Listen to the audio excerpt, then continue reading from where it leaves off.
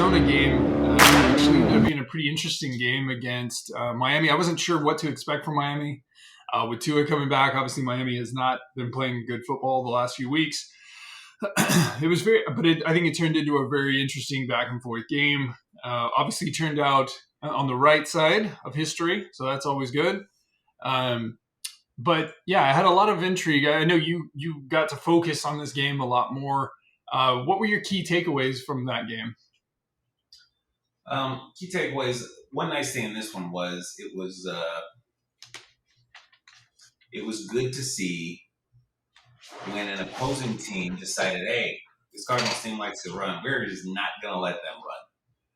Yeah. Can we adjust and say, okay, fine, we'll beat you in the air? I think that's one of the goals in the team design for the Cardinals is to not be a passing team that can run if they absolutely have to, or be a running team that can pass a little bit, to actually be versatile in that you want to stop us here, we're gonna go this way. You want to block low, we're gonna hit high, that kind of thing. So that we were able to pull that off and pull it off pretty efficiently was very encouraging. So that's great. Overall, the game, they keep putting us fans through like the full gamut of emotions. Where, in the first half, it's like, well, we can fire all the coaches. That's perfectly fine. It's 20-10 at one point. I'm thinking, well, let's see, Mike Vrabel looks pretty good. And then it's like that. It's like that. Is it Dumb and Dumber? Yeah, I think it is the Dumber. You do all this and then totally redeem yourself, and it's just like exactly. That's how it is every week. It's not every week, but all these wins that are 1-point wins, last second field goals. We are the cardiac Cardinals yet again. We are two successful passes in like the Bills and the Lions game away from being 6-2, and we're 3 missed field goals from a backup kicker away from being 1-7. So, Are we a good team? Nah, I don't know. I don't think that Miami's a bad team. I think that this now people are like, oh, I guess Miami really is done because they lost to the Cardinals. And I was like, I think Miami's at least decent. I could see them finishing at 8-9 or so this year, going on something of a run. I mean, that's just 6-4. That's not crazy.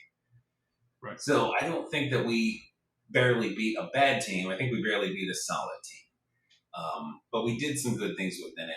Our defense is still really struggling. They were able to run the ball pretty effectively, 6 yards a clip. They probably shouldn't have quit on the run, but they did. We are not really turning the ball over. We had many chances to turn the ball over here. They fumbled, I think, 4 times. One of them ended up being that safety that the guy just cannoned through the back of the end zone. But we just couldn't seem to fall on anything. So we had some more chances. To our credit, we didn't turn the ball over. So that was our saving grace. Is, Kyler's throws, he took the right chances and was accurate with them. So the other big encouragement was getting Marvin Harrison Jr. going. The story goes that during the week, Marvin and Kyler got together and said, hey, let's get together, let's go to the film room, and you show me Kyler, the things that make sense, the things you're comfortable with, you feel great within the scope of what our offense does. And let's just simplify our offense down to those things for now and then expand on it as things go forward. Some of that's a little bit assumed, and some of that's exactly what happened, apparently. So, and it seems to have yielded some results. We'll see if they can maintain that moving forward. It'll be an interesting matchup against the Bears, who have a pretty darn good defense. So, but it was a scary right to the last second.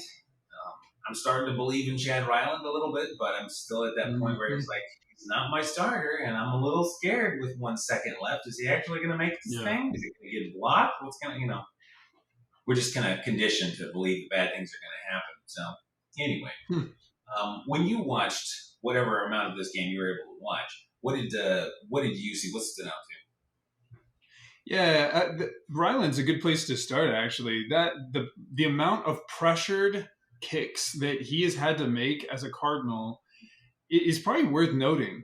Is that I think that might have been a criticism on him last year, was how does he perform under pressure? And I feel like here with the Cardinals, he's had a lot of pressured kicks. And and really done, I think, good by the team. I think he's one of the, it's hard to have too many stories about kickers per se, but I think he's been a great story for the Cardinals this season. I'll be interested to see how that plays out, as Prater, whenever that all gets worked out. I'll be interested to see what decisions they make as a team.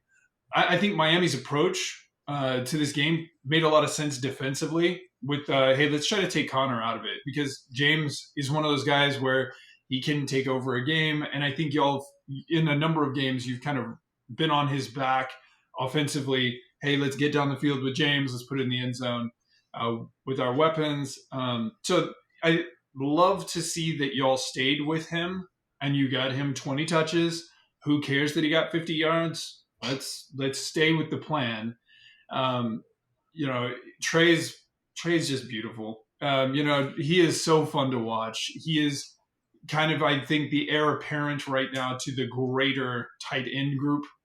As we look at, hey, Kelsey and Kittle eventually are going to move on to other endeavors. He seems like he's kind of coming up into that vein. The big story, I think, is Marvin Harrison. I think one of my questions will be to you is talking about this, which is, the Dolphins have been playing rough football without their starting quarterback, but with him back, I think he'll right the ship somewhat. But they do have Jalen Ramsey. And I think when you go into a game, it's like you can kind of, I would assume that their defense kind of looks at it as, we're going to take out their number one wide receiver. What else are we taking away? Just because they have Ramsey. I would assume that he was on Marvin Harrison Jr. I don't think I saw enough of the game to know that for sure. But Marvin getting that kind of success, really pivotal success in that game, I didn't know if you could kind of determine that better to see, was Ramsey moving with him or what? Because that's pretty impressive if he's making those catches with that kind of coverage, because Ramsey is understandably great. So Ramsey is he's still that guy who knows everything. It's kind of like, as I've described Stephon Gilmore when we've talked about him back when he was on the Cowboys, I think last year. And it's just like, he's not going to be able to keep up with Tyreek Hill. He'd have had a hard time keeping up with Tyreek Hill in his prime. But sure. But he still knows every trick in the book. And he's very versatile in what he can do. So, Jalen Ramsey was blitzing a couple of times. It's just like he just understands timing. He understands snap counts. He's just got so much experience now at the highest level that he can do all those things. But he couldn't keep up with Marvin, and he can't outbody him really. Marvin's bigger than he is. So on Marvin's touchdown, that was Jalen Ramsey, and it was just a crossing route right in front of his face, and he was just chasing him. He's still very good. I'm not trying to take anything away from him. I think Marvin was a bad matchup for him. So I don't know if it's his youth. They say one of the things that Marvin does that's really exceptional is how he cuts out of his breaks, because it doesn't make sense for a guy his size to break that quickly. But he just has. I think they say he has exceptional footwork, like the way that he works. That's why they focus on footwork so much with young receivers, is to maximize how quickly they can make their breaks and such. And I think that skill set may have really helped him there. Again, we'll see moving forward how much he can utilize those gifts. One of the other things they said was we started using crossing patterns with Marvin Harrison, and it was the first time that they had run one since week 3 with him. And they're like, apparently those weren't playing well, so we'll see what they do moving forward. If they try to implement more of that, it makes sense on a simple level to try to use the things that are working. So I imagine they will continue to chisel away at what's working and what isn't working yet, and that kind of thing. But yeah, no, it was.